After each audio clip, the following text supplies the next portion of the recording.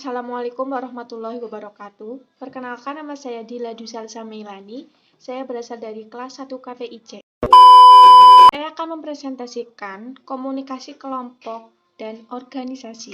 Yang pertama, saya akan menjelaskan pengertian kelompok. Kelompok adalah sekumpulan orang yang mempunyai tujuan bersama yang berinteraksi satu sama lain untuk mencapai tujuan bersama, mengenal satu sama lainnya, dan memandang mereka sebagai bagian dari kelompok tersebut. Itu menurut Deddy Mulyana tahun 2005. Sekumpulan orang yang saling bergantung, saling mempengaruhi satu dengan yang lain, saling berbagi maksud atau tujuan dari bersatu dalam sebuah interaksi komunikasi. Yang selanjutnya yaitu komunikasi kelompok. Komunikasi yang berlangsung antara beberapa orang dalam suatu kelompok kecil, seperti dalam rapat, pertemuan, konferensi, dan sebagainya. Kebanyakan teori komunikasi antar pribadi berlaku juga bagi komunikasi kelompok. Interaksi secara tatap muka antara dua orang atau lebih dengan tujuan yang telah diketahui, seperti berbagi informasi, eksistensi diri, menjaga diri, pemecahan masalah, dan lain-lain, yang mana tiap-tiap anggota saling mengenal karakteristik masing-masing. Selanjutnya, kelompok dibagi menjadi dua bagian, yaitu satu, kelompok deskriptif.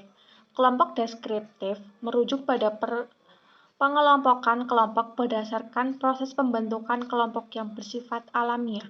Contohnya, kelompok deskriptif adalah kelompok sepintas, kelompok katarsis, kelompok belajar, kelompok pembuat kebijaksanaan, dan kelompok aksi.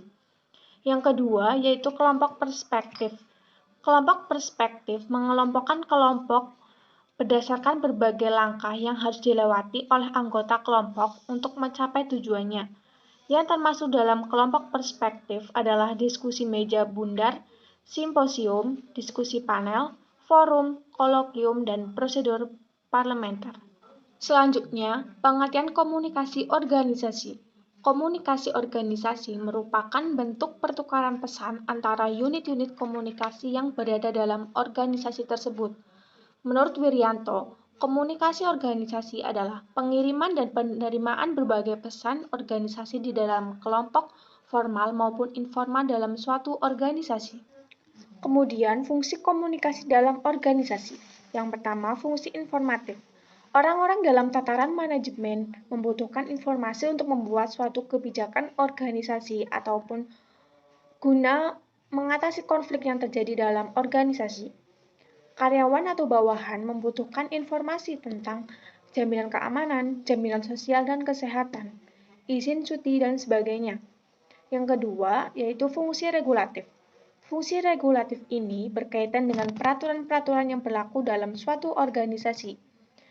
Pesan-pesan regulatif pada dasarnya berorientasi pada kerja.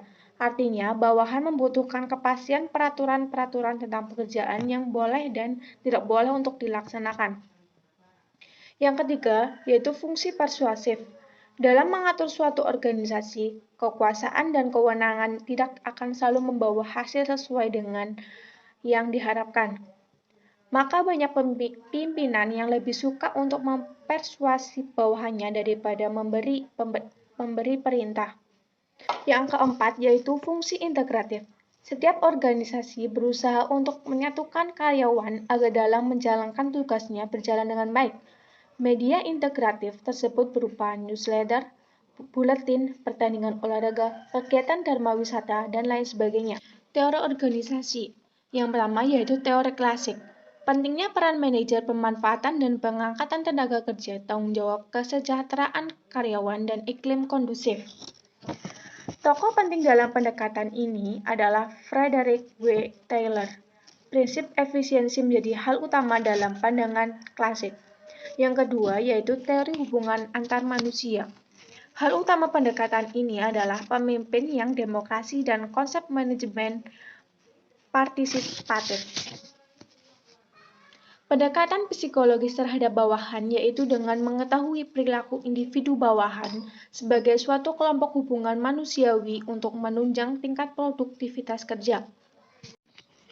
Selanjutnya yaitu arah komunikasi. Arah komunikasi ada 3, yaitu ke bawah, contohnya instruksi, arahan kerja, informasi kebijakan, dan prosedur kerja. Kedua, yang ke atas, contohnya feedback, kuesioner. Yang terakhir yaitu lateral atau horizontal, contohnya antar individu yang setara. Mungkin hanya itu yang dapat saya sampaikan. Kurangnya saya mohon maaf. Wassalamualaikum warahmatullahi wabarakatuh.